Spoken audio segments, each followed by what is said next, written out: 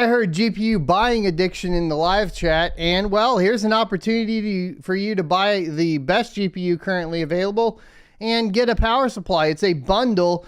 This is basically the best GPU available, period, end of story. I don't even think that you would necessarily want to mine on it. It's the EVGA RTX 3090 Ti Kingpin. And it came out for $25 US. The newest Kingpin is based on the 3090 Ti graphics card, which has been released 3 months ago. EVGA has been somewhat slow to sell its flagship model, but it seems to finally go on sale through the official website. EVGA Kingpin is now available for $2,500 US. For this price, it comes with a free Supernova 1600 watt P2 power supply. Those are worth quite a bit. They are an 80 plus platinum 1600 watt rating. So awesome power if you just want to get some good power for your mining rigs. That's an option. Obviously, you'll probably want to run it with this beast of a card because it doesn't have the 16-pin compatibility on this power supply. However, the GPU does require 2 16-pin power connectors. So this is going to be a nutty card. You know, you're talking about a 360 millimeter AIO attached to it out of the box. Like, this thing is crazy. So its sophisticated cooling has 4 fans in total. Oh, really? Where's the 4th fan? Oh, look at that. Okay, so the 4th fan, yeah, on the actual GPU, but behind there, look at all this fun stuff on the IO. Okay. The card is using a hybrid all-in-one solution attached to a 360 millimeter external radiator with 3 fans. The 4th fan is installed on the card itself, providing enough airflow for the onboard VRMs, which you need in mining. So, I mean, you might get the full mining capability out of this 3090 Ti. This liquid cooling solution is similar to the For the Win 3 hybrid RTX 3090 Ti model, which retails at $2,200 US. This model comes with the integrated Oled monitoring panel, which can display real-time information on voltage, temperatures, clocks, but also colorful graphics. The Kingpin is a premium model equipped with a custom 14-layer PCB voltage monitoring headers for extreme overclocking and 3 BIOS switches for normal, overclock, and LN2 settings. Look at that power link there. You can get this power link brick of some. Oh, wow. So that hooks into the 16-pin, and then you got 1, 2, 3, 4, 5. Is that? I think that's 5 8-pins that hook into the 16 pins on the back of the card. Holy moly. As shown above, EVGA offers the PowerLink 52U adapter for the dual 16-pin to 6. Oh, it's 6. Hold on. 1, 2, 3, 4, 5. There must be one underneath it. That should help with cable management. That can and should help with cable management, I think is what they mean. The product description does not clarify if this adapter is bundled with the card. I would really hope so, but I'm also doubtful. You also got this little nice anti-sag bar here, it looks like, too, going on. Wow, they thought of everything with this card. I want this card because it's super cool, but also why buy it when you got the 4000 series coming out and you'll be able to get like a 4070 that probably outperforms the 3090 Ti, at least in games, right? Not in mining, let's be clear, because I think they are even lowering the bandwidth on the 4080, presumably. We don't know yet, but the memory bandwidth does appear to be lowered, and they're replacing it with obviously the higher L2 cache.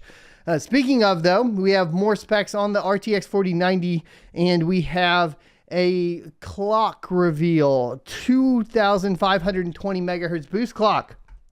We just read yesterday, of course, that the 7000 series is looking to get that increased boost clock over 3 gigahertz and beyond, to infinity and beyond for the boost clock on the 7000 series. Seems like NVIDIA is a little far behind on the clock speeds. According to the leaker, the 4090 now apparently has a base and boost clock. It is revealed that the 4090 has a 2235 megahertz base and a 2520 megahertz boost with a 2750 megahertz actual clock, such as in-game clock. Those numbers are impressive once compared to the existing 3090 SKU. The base clock alone is a 60% increase, and the boost clock is 49% higher. That indeed is a noticeable upgrade over the Ampere series. Given that the 4090 has rumored 16,384 core spec configuration, this means that with the said actual clock speed of 2,750 megahertz, the card's compute performance could reach 90 teraflops in a single precision workload. That's almost twice as high as the 3090 non-TI. Now, I think on the AMD 7000 series, we were looking at 75 teraflops. So this could get interesting in competition. Who's holding back? Who's revealing all their stuff? How much of this information is accurate? 90 teraflops versus, of course, the 75 to 80 teraflops on the flagship 7000 series would mean that presumably, at least on paper, NVIDIA is going to be winning the performance crown, possibly.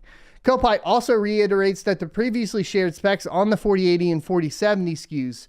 Each SKU is to feature a different GPU, either the 8103 or the 8104. It looks like the 4080 will feature a 256-bit memory bus.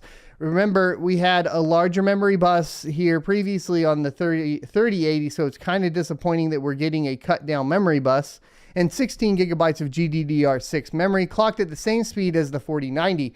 Meanwhile, the 4070, which supposedly has 7,168 CUDA cores, according to the latest rumors, would have a 160-bit wide memory bus and 10 gigabytes of GDDR6, 18 gigabits per second memory. Man, I'm telling you right now, the 4070 is not sounding good for mining, right? Like a 160-bit bus is cutting it down pretty hardcore. And you are only getting the GDDR6, not the GDDR6X. Now, the 3070 did have just the GDDR6, but you did have a larger memory bus on it. So for mining performance, I think that you're going to see the 3070 really still take the crown overall, potentially here. NVIDIA is now expected to unveil its 40 series around September or October this year. Initially, only these three models are to be launched, with the mid-range 4060 coming next year around CES 2023. And then you see the bus width here and that disappointing 160-bit bus on the 4070 with only the GDDR6. That means you're going to only have a total throughput of 360 gigabytes per second of memory speed, or bandwidth total. Whereas the 4090 is not really getting anything better than the 3090 or 3090 Ti at a terabyte a second bandwidth, plus higher power consumptions, right? So we'll have to see how that cranks out. Of course, if you're going to be mining non-memory intensive algorithms, there are some potential there with things like Flux, even Ravencoin. They do utilize memory, but not to the extent, right? They do have some core focus. Caspa, for example, on heavy hash too, could benefit from this. Anything you dual mine, Aliphium, that sort of thing, right? So just keep it in mind that that is the possibility here. And I don't know. I'm a little disappointed with the specs of the entire lineup of the 40 series.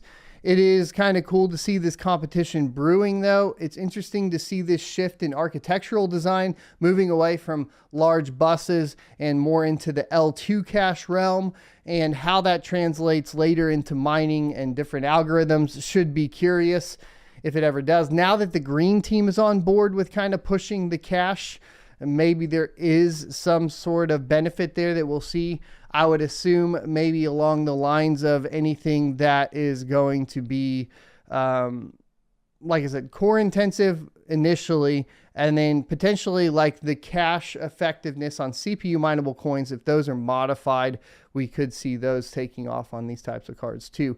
Thanks for checking out this clip from the Crypto Mining Show. You can check out the full episode here or more crypto content down here. Also, I'd like you to check out my locals page at sonofatech.locals.com, where you can become a member for free or choose to be a $5 a month supporter that unlocks additional content.